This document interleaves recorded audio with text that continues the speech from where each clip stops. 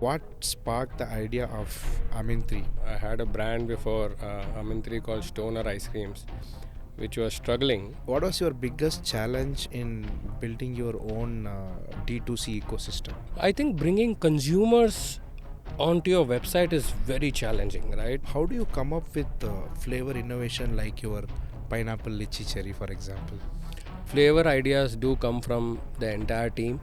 which has more weightage, innovation or I quality? think over a long term quality, What really makes Amintiri to stand out?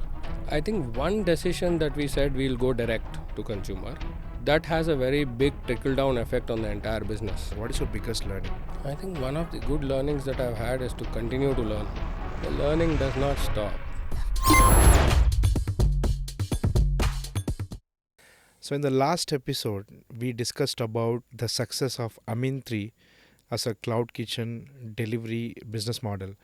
And in this episode, what we are going to discuss with the founder Suraj is how he got the idea of expanding into a cafe model and how he got the idea of really pivoting his expertise into a physical business.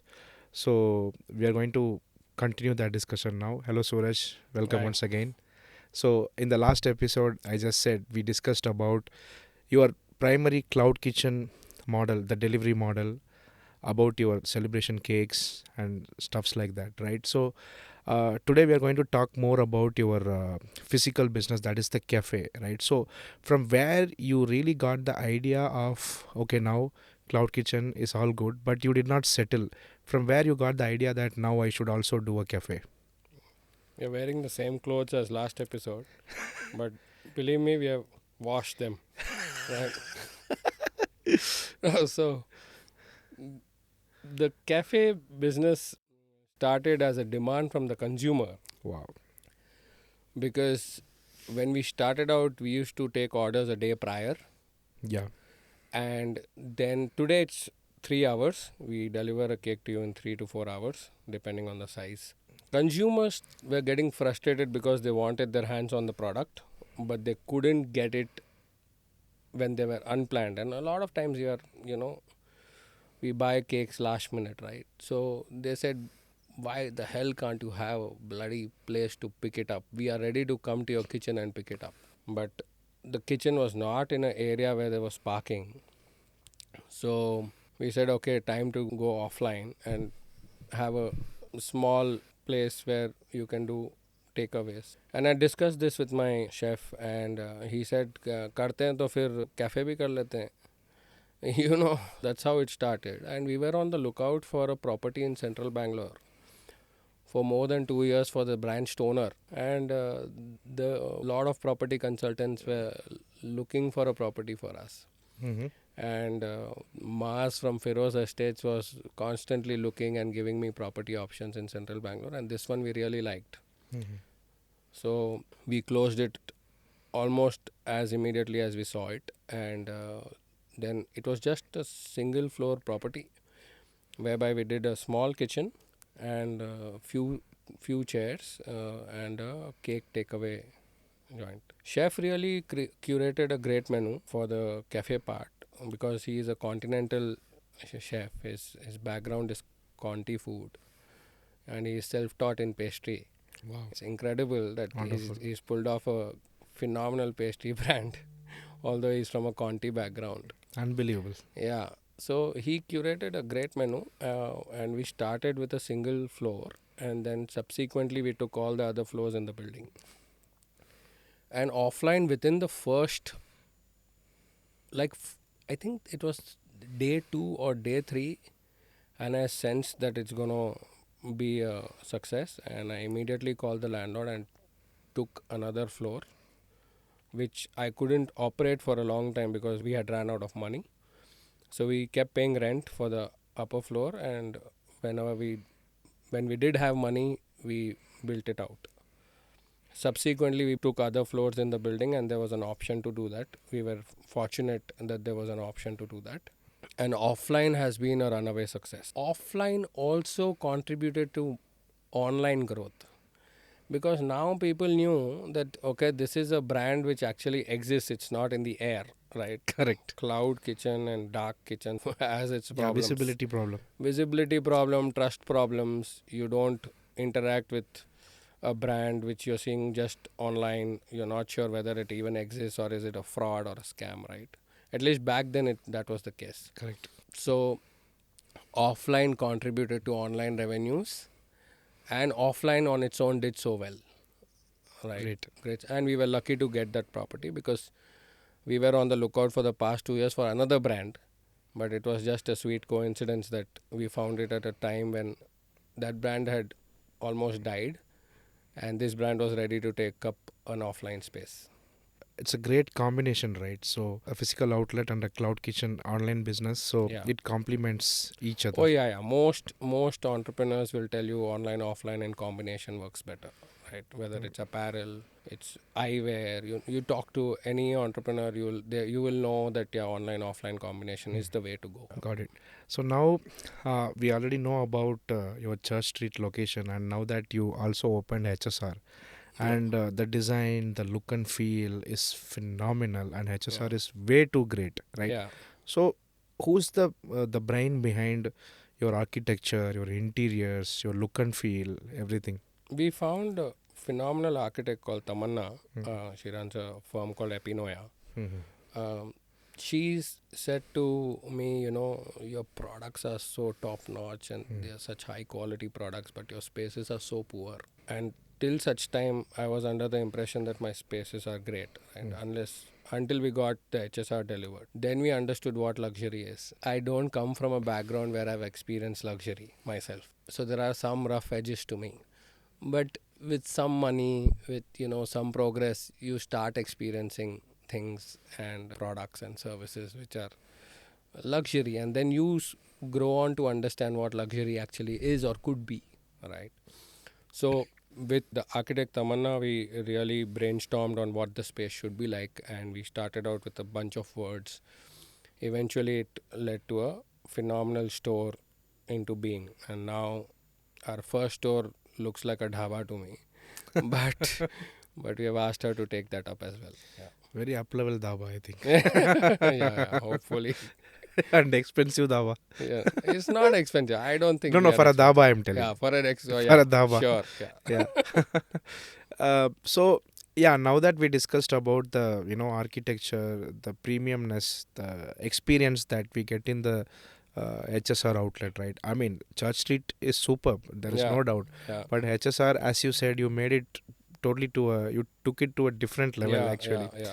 So that is with respect to the design and everything, the interiors, the look and feel and everything.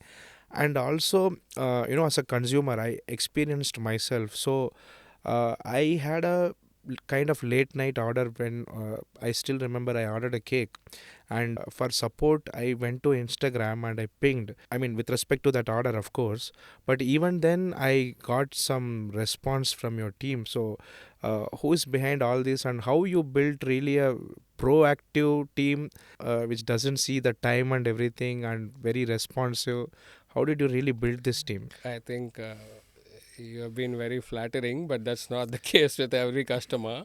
We do take some time to respond. Maybe the person who was handling the Insta was just active that day.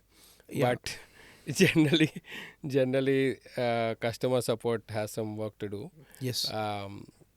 It's not always that we succeed, because the sheer volume of inquiries are so many that we are still ramping up. We are generally proactive. The top team is very proactive. I think it has a cascading effect on everyone else, because they see you in action and figure out, okay, these guys are not taking their success for granted, and we also should not be doing that. And I think it rubs off the team. And if you're not proactive, then what? You can't be lazy at home, right? That's boring, right? So what do? You're proactive sometimes not by choice but by compulsion. You have been proactive for so long that now that's second nature, right? And then that energy rubs off the team. and slowly everyone comes up to speed, and you don't want to slip back in your reactive days and lazing around, because that's not fun. Right. So we have been discussing about your team and everything. So based on whatever we discussed, I can clearly understand that you have vision and you are learning every day. You are listening to your customers and everything. But as a founder, you are carrying all these things with Yeah. you, your vision and everything. But at the same time, you also need a team to carry Oh, this along with you, right? So tell a little bit about your team. There is a phenomenal team behind Amintiri. Okay, as a founder, of course, I get disproportionate credit for the success. Uh, but I have a chef who's partner in the company. Both of us are in complete sync and very different skill sets. So he's at the top with me. Apart from that, we have a solid BD team, business development, and it's structured little differently because the BD team is supposed to do everything from content to product ideation to working on packaging to be manning the stores on certain days, everything. So they are pretty much entrepreneurs in making. That's how it is structured, and that's how the team is also lean. Everyone is paid very well. I think that's the way to go. You find good people, you pay them a lot, and then they perform. It's very natural that when you pay well and when you're timely with your payments and you take good care of your team, they feel compelled to perform, right? But when their needs are not met, you can't expect them to perform. It's unfair, right?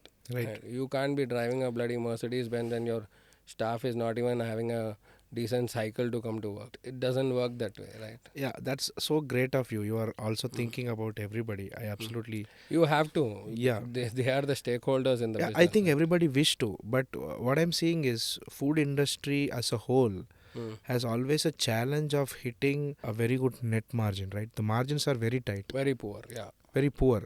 So at one side, entrepreneurs want to pay the employees well, treat them well, Yeah. make them grow, and on the other hand, we have a lot of other They challenges, right? simply don't have the money to do it. Yes. So Yeah. now, by paying your employees well, which you are able to do, don't you think you are kind of inflating the market price of the manpower? I I mean, I'm part of the market. Yes, of course. So, and there are all kinds of people in the market. Correct. It also creates a moat for our business, because if we are good paymasters, we attract the best talent. Hmm. If I don't pay well enough, someone else will and take Correct. away that talent. Correct. Right? So these are like forces that you live with. Correct. But where is the challenge? I'm sure you have just told it very easily that you want to pay, you are paying, and of course, but I'm really sure there is a balance which you have to take care between paying the people well and also balancing the margins. How do you really do that? You are also able to be profitable, you're also paying everybody well. Somewhere there might be a compromise. Where is the challenge for you? To be honest, I have never looked at profitability. That's never been my first point of concern, or the first place where my eyes are at. But I hope that is your end goal. No. Uh, I mean, no matter how much profit you're going to make, no matter how much money you're going to accumulate, you're going to be dead and gone, right? so, so I don't think that's the primary goal. You need a little bit of money for sure for a decent lifestyle that you want to live. But profit is definitely not a primary concern. We are building a good brand. We are definitely building a brand which is endearing and enduring both. We do not think that profit should take precedence in our heads, although we are very profitable. And we are profitable because the eyes are not on profits. Wow. आप लक्ष्मी के पीछे भागो और लक्ष्मी आपके पास नहीं आती, और आप छोड़ दो, वो खुद ही आके Oh, she stays. you know it's a paradox, it's bizarre, but when you go after consumer love, building great products for the consumer, doing right by them, Hmm. they bless you. Correct. मैं समझ गया हूँ अभी. लक्ष्मी के पीछे नहीं जाना है, नहीं. फिर किसके पीछे जाना है? सरस्वती के पीछे तो जाना है, वंडरफुल. तो वो तो जाना है. प्यार के पीछे जाना है, जज्बात के पीछे जाना है. दिमाग भी ज़रूरी है, दिल भी ज़रूरी है, दोनों का संगठन ज़रूरी है. You cannot be just about heart, because then you're too foolish, right? You cannot be all brain, then you're too dry, right? And unemotional, So it's a balance. It is a combination always. In city like Bangalore, I have seen a lot of specialty cafes, like coffee specialty or bakery specialty, something like that. We have seen multiple brands, but Amintiri is kind of quite strange and interesting for me in terms of the multi-specialty thing that you carry. I drink your coffee, it's good. I eat your desserts and cake, it's too good. I eat your breakfast, it's exceptional. Yeah. I eat your croissants and I eat your continental food. Everything, sandwich, everything is good. Cold pressed juice, whatever we see in Amintiri is exceptional. So I have seen places where coffee is good, food is average. Yeah. But how did you really get the idea of making a multi-specialty cafe? You have not bought our gifts then. I have to do that. Maybe you can gift me one. No, I will gift you one, yeah. But I think it has happened over a period of time. You have to remember, we didn't start out with all these products on day one. First of all, there's one common feature across all product categories that we have, that is high quality, right? Because on the basis of high quality, a brand is built. Most of the brands that you talk about, whether it's a Zara in apparel or a Gucci or a Lululemon or Nike or an Apple phone, whatever, right? There's a common feature across all great brands is high quality, or at least there's some basic quality which exists, right? Those brands don't fail you. That is what Amintiri is trying to be. Doesn't want to fail you. When you order a cake for a party, it won't fail you. Most likely it won't fail you. I do think one has to take time and build categories slowly, and that time is required. You rush into things, you don't have the learning curve. You don't know the feedback that you're going to, you don't have enough time to accumulate feedback and work on those products or categories. So we have taken time. We have built each product category one by one over a period of 6-7 years, and that time ought to be taken. Once you have all your categories sorted, and then after that you have to hold the ball on quality. You can't drop the ball on quality. So then it's a watchful game post that, after you have built out your categories. It's high quality also because the intent is clear. You are building a good brand. It can't be built on fakeness. Right. It can only be built if genuinely your products speak. True. If they don't speak, you can claim that I am the best quality, but the consumers and the numbers are telling you otherwise. Correct. So we have taken time. To get And there. we have a coffee partner, by the way, Rahul Arun, I should mention his name. I have a coffee partner, Mr. Murli and Rahul Arun, who I went to for my coffee solution. I don't know two things about coffee. My chef, he is the man in the kitchen. I don't know how to put flour and eggs together. Right? I am a generalist. I could say I'm a very specialized generalist. Right? I'm not a specialist. But I do think I'm a special one, because I think I'm a chosen one. I am mad in my own ways, which helps the business. So Rahul and Murli sir helped us sort our coffee piece out, and we have a partnership with them, and it's long standing. It's from 6 years, 5 years we are going on. People just stick with you long term if you are right by them. All my stakeholders have been with me for very, very long. My vendors are with me from 10, 11 years, giving me crores in credit. My bankers are with me from more than a decade, giving me the finances I want. You build slowly. It takes a decade, maybe 2, but slowly you get there. And then you are high quality across product categories, consumers receive you well, and then you launch a category, new one. People know, okay, it comes with a stamp of quality. Correct. It gets easier later. Correct. Yeah.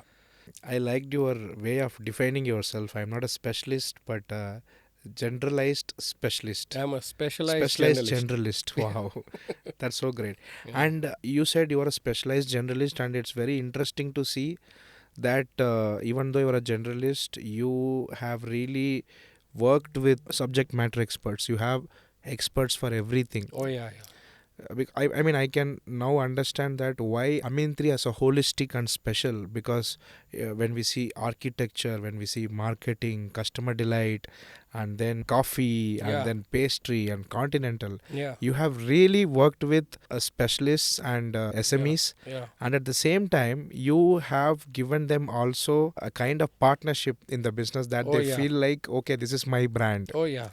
Wonderful. You have to share the spoils. You can't be greedy. There's no need. There's enough for everyone. If you are guided by greed, then it's a mental problem, because we have enough. We have decent lifestyles. We are eating well. At the end of the day, I eat my restaurant food, sure, but I also enjoy my everyday dal chawal. Right? I eat restaurant food twice or thrice a week. I don't eat it every day, and I suggest the audience does not eat it every day. 3-4 times a week, you're indulging outside greasy food. It's fine. Yeah. So one more thing I noticed when it comes to Amintri cafes. First thing is it's all crowded. So whenever I go, Yeah. there is a queue which is standing Yeah. and somebody organizing. Tell me your name. I will get you a Yeah. table for you. That I have seen. That is one thing. And you know what is so different with Amintri is we are living in a city where it is full of cafes and Yeah. people are opening cafes, latte, cappuccino, all these things again and again and again. It's repeated. But one pattern is, cafes really struggle to get their footfalls and the capacity, filling the capacity of their seating, and they give plug points so that people can come, sit with their laptops, take their meetings, Yeah. Yeah. sit for hours and give Wi-Fi. Whereas where every cafe has chosen that path, and you have taken totally a reverse direction in that. Yeah. I have seen both of your cafes. There is no plug point, Yeah. and I haven't The, seen any the time anybody. HSR one has. Yeah, HSR. Maybe I might have not On the noticed. ground floor, it does. Yeah, but somewhere I think there is some reason you don't want people to simply come and sit with laptop. What is the reason behind that? It's not like I don't want people to come and sit with a laptop and do their work. If we had enough space, I think we would have given that option. We don't have enough space, first of all. And it's ultimately the consumer decides. Your consumer decided to, okay, I go to Amintri to experience I think the food and beverage. Yeah, I think so. Yeah. There's people coming by the hordes and eating and leaving. Also, they're coming to indulge at Amintri, right? It's an indulgent space. Both the locations, right? Weekdays, if you're carrying an occasional laptop in Museum Road, we don't even give plug points. In HSR, it's a relatively new place, so we are cognizant of the fact that we need footfalls. We are going to give you some provision for laptops. If it starts filling up like Museum Road, we will probably switch those switchboards off. It's business at the end of the day, right? Correct. I love those consumers as well, and I want to accommodate everyone, but there are constraints in the business sometimes. Right, I can understand that. So, what are your best sellers at Amintri Cafe? Whoa, that's a hard question. Yeah, You are telling everything is selling well. I think everything is clocking numbers. Of course, you have your bestsellers, but each category is performing. Desserts, of course, are our mainstay, which brings in the highest revenue. But food is really performing. It's unbelievable the amount of food we are selling. Breakfast is just gone off the chart. We have Sundays, we have waiting of about 1 hour at Museum Road. We still haven't started breakfast at HSR, but lunch we are having wait times of about 45 minutes on weekends. It's crazy. And a lot of it is you have run into some success. What you have done is stay true to the game of providing high quality products and services, but the consumers have really catapulted us into growth. They have really blessed us with this success, and it's sometimes I wonder, do I really deserve it? Because because you're as intelligent or as stupid as everyone else. Luck favors you sometimes. I can see that you have put all the effort. It's Mm. not like nobody can say that it's pure luck, of course. But even after doing it everything yourself, you are still giving the credit to your team members, your luck, and everything. Where we are born is not decided by us. So when that itself is not in your hands, how is every other part of your life in your hands? Wonderful. You've gone to a school which you did not choose. You've had friends which you ran into. You've got the best education Your, probably in the your world. parents. You don't choose many of those things. Of course, you put efforts, right? But so does everyone else. Some people find success. A lot of us don't. I have not found success in the initial run in hospitality industry. I think nature, God, luck does favor you. For the longest time, I've been an agnostic, but I do believe that nature sometimes, it's a great equalizer, right? When you're arrogant and you're rude and you're egoistic, you think you have arrived, it will quickly bring you down to ground, right? It may just finish you also if you're not learning well enough, right? And if from those episodes we do not have the ability to extract the lessons and reform, then luck is not going to favor you. But if we do extract lessons out of our setbacks, failures, stupidities, misdemeanors, the price that we pay for those things, and if we are able to see, okay, why am I being troubled so much? Why am I so troubled? And if you're able to extract lessons out of it, and there are definite lessons there, and you kind of become a little reformed, then I think luck starts favoring you. I do think luck starts favoring you when you become a half-as decent human being. You acknowledge others who have contributed to your success. My father has backed me every time, with money, with words of encouragement. Now, my mom, my family, my sister, everyone has backed me. I couldn't be succeeding in my business, or it's not possible by yourself. It's not possible. If someone is claiming that they have done it by themselves, and I don't think most good people do. I think most good entrepreneurs, most successful entrepreneurs do not claim their success. I think they rightly apportion that success to people around them, teams around them, luck that has come in their favor, all of that. I do think so. Wonderful. Yeah.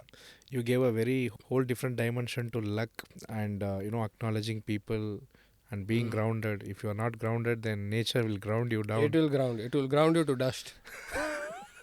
We spoke about grounding and everything. One more thing I was just thinking to ask you is, do you know that customers travel from different parts of the city to your cafes? Do you know that?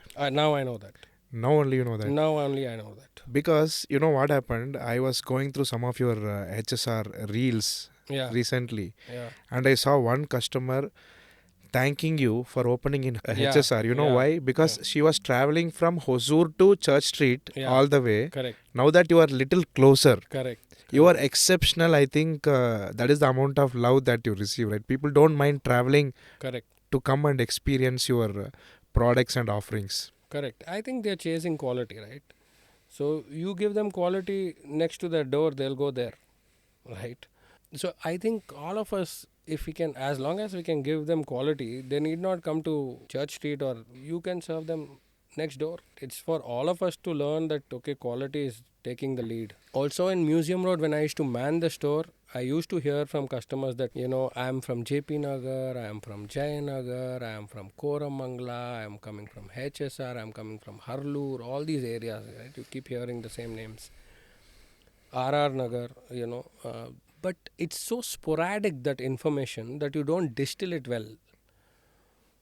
And you don't get the opportunity to speak to everyone.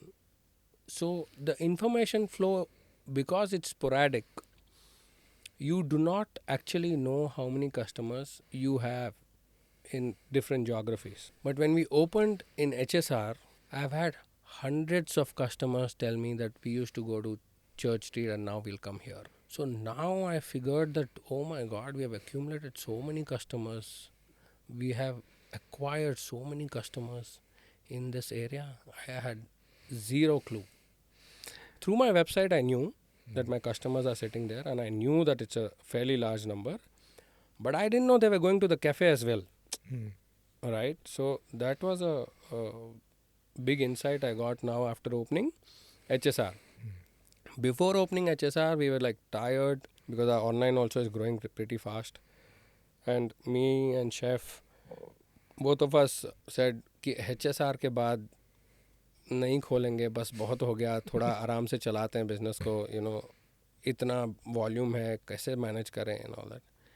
And after HSR now, just day before yesterday, my chef was telling me, chef जो sir वो नया outlet जो हम खोलेंगे वहाँ का planning कुछ अलग करना पड़ेगा. I said ये नया आउटलेट कहाँ से आ गया? Whereas the consideration from our new, it's at the back of my mind also, right? Like intuitively, your brain has already decided what's to be done. Subconsciously, you know that you need to go after more outlets now, right? But after seeing the volumes at HSR, we are clear that this brand needs to go to 3-4 more locations in Bangalore, for sure. True. We'll not do it fast. We are not in a rush to make money. It's not greed that is fueling us. So we'll take our time again. That's lovely. Yeah. So now we discussed about, people traveling to your cafes from different parts of the city, sometimes outside the city, right? But one thing I have noticed also is in the, already when we were talking about the cloud kitchen, we were discussing about the aggregator platforms, right? Which you are not present currently. Yeah. And now coming to dine-in, even we have some, again, aggregator platforms like booking platforms and everything. Even when I see those platforms, you are not giving any discounts in the platform. Yeah. We are in a city where people literally, I hear from people saying if I reduce my discounts, my footfall is going down, Correct. my sale is going down. But without giving a damn about discount, you are comfortably sitting, attracting like a magnet customers from everywhere from the city. You are just attracting. What is the secret behind? We spoke about quality, packaging, experience, everything. Is there anything beyond this which is really attracting customers, and customers don't need discounts from you, right? Is there anything which is behind that? If I don't it is, think I know how to set the discounts on my POS machine. No, that's not the truth. But no, I don't think we should discount our products and services. I think we should give the right value. We should price products and services rightly and not discount and not make loyalty programs. Loyalty programs are also fine as long as it's give back to your customer with folded hands and as a thank you. Those kind of loyalty programs are fine. But if you are programming loyalty programs to get sales, it's a problem. If you are programming discounts for revenue, it's a problem. I have never been a big fan of discounts, although I buy a lot of discounted stuff. but when I'm giving discount, it's not very pleasant. Yeah. I always love your honesty throughout this conversation. Yeah. So when you decided that you're going to open the next cafe, it's time that you open the next cafe, and of course you ended up choosing HSR layout. So what is the reason behind choosing HSR layout? We had immense amount of data. We have acquired close to 150,000 customers in Bangalore. Through our website, we know where our customers are sitting. We have it was a data-rich decision, and since we are a direct-to-consumer brand, we are sitting on a wealth of data, right? So that, and it was very straightforward. It was in fact very easy to choose HSR as a location, right? Okay. It was not intuitive. It was not Mother Mary came and told me in my dreams. No, it was very, very logical. Yeah. Great. So now that we discussed about Stoner, Yeah. the lessons from Stoner, Yeah. and how that shaped Amintri as a cloud kitchen, Yeah. Yeah. then the success of Amintri, Yeah. then people asking for pickup, and that led to Café, Yeah. and then that led to eventually a multi-specialty cafe, Yeah. and you were not able to accommodate people. Yeah. Then you opened HSR, Yeah. and it's a huge sensation already. I Yeah. also saw recently 1 or 2 days you guys wanted to take a breath, Yeah. saying people that, Yeah. oh my god, it's too much overwhelming. Yeah. Yeah. Now that we have seen all these things, struggles, lessons, Yeah. hard work, perseverance, persistence, team building, organizing things, listening to customers, everything you have done now. Now what is next for Amintri? Can we expect it outside Bangalore anytime soon? Yeah. How do you see Amintri in the future? I think currently we should be continuing to doing the things that we got us here, right? So the perseverance, the dedication, the everyday tasks, and building the team, building systems. Can we do slightly better with improving consumer experience, which is not up to the mark in my opinion? Can we do better with our communications and training? Can we do better with our product innovation? Can we do HSR outlet as open? Can we stabilize that? Can we refine the experience there? Can we not be chaotic in both our locations, which is the scenario today, right? Once we have laid a stronger foundation, because till now, whatever we have done is a lot of foundational work, sure, but that work does not stop, right? You continue to, cement your foundation more and more, right? uh, and then progressively create more and more moats into the business, and maybe think about the third outlet, then So, the fourth, then maybe Delhi, but now third.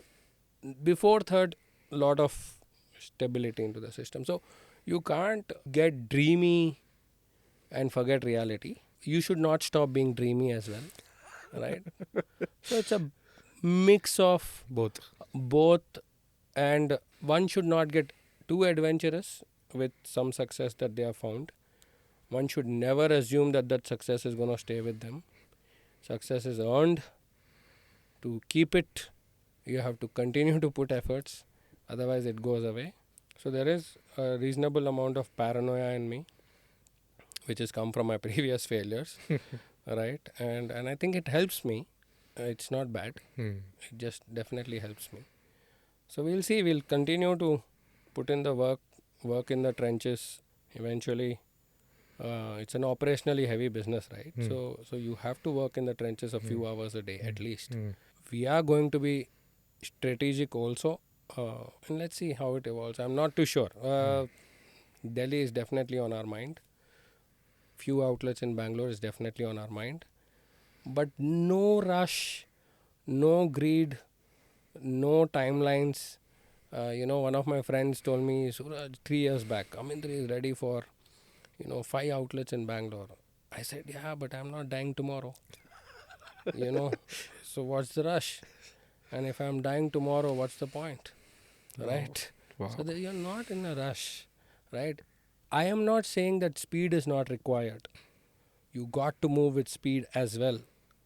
But you need not rush. There is a difference. You have to be at speed, but not in a rush. Wow. Right? Great. Goosebumps, I think I'm getting. Okay, so now, we discussed about Amintri. It's great to know that even after tasting so much of success, continued success, you're still grounded and you're still focusing on stability to keep it, and you are not in a hurry. It's great to know that. Now let's get back slightly, to the past. Let's time travel a bit. So, may I know when Amintri was really started? So the efforts started way back in 2017, Okay, and the actual launch? 2019. 19. Okay, so now if you go back to the past from now, the same Suraj. Can't go back. No, But you yeah, technically, hypothetical question. as of now, yes, I would say. Yeah. Again, seeing from the logic that we Yeah. have been discussing, right? Yeah. As of now, yeah, technically it's not possible. Yeah. But let's say if you go back to the past Yeah. and meet the Suraj of 2019, Yeah. what would you tell him before launching Amintiri? No, I don't think I have. It I has, don't- it has already, whatever has happened is good. No, great. Yeah. So you don't have to go and tell, hey, don't do like this. No, it's the journey has been great. You don't have to change anything. Even the bad parts of your life, you need not change. And that is what it is, right? Life is to live, right? And you live the good and bad of it, both, right? You can't say, I'll take mango and not Karela. You get both, right? Correct. So that's how it is. Got it. I would not change a thing. Great, great. Now it's time for a short rapid fire kind Rapid of. fire, yeah. Yeah. So what is the most underrated cake flavor in Amintiri? I personally like the white chocolate raspberry. It does not sell. I like the coffee pecan praline. It does sell. I think coffee pecan praline. Okay. One guest you will never forget? I think some families have been very, very supportive. The Ladha family has given us big Diwali orders for many years in a row. They have been very, very supportive. They have supplied all the marbles to me for my new store. I think they have been very supportive. There are many individual guests whom you wouldn't forget, but this particular family has been very kind and generous to us. What is the one ingredient that you cannot live without in Amintiri? I think that ingredient would be excitement. You're excited at work. Wow. Yeah. Great. What is your favorite breakfast item in Amintiri? Favorite breakfast item? On certain days I like the French toast quite a lot because I have a big sweet tooth. But I generally have the white egg omelette with a single multigrain bread just to keep healthy. At least it gives me the impression that I'm healthy, or I'm going towards fitness. So, yeah. And how do you like my favorite breakfast item, egg benedicts, which you gave me? That's a bestseller. Yeah. I make money from it. Lovely that is. Yeah. So what is the one cloud kitchen myth that you want to break? Cloud kitchen myth. So I'm a different cloud kitchen, so I don't know how other cloud kitchens work. Right. I don't think we should think about volumes in the business. Volumes come about, shape up. We think about volumes because there's a cost structure to any enterprise you run, right? There's a rent, there's a salary. So you think about volumes, right? You say, okay, this is a break-even number. And then you try to achieve those break-even numbers, right? I think we should start with high-quality products and from there build on whatever that is to be built into the business.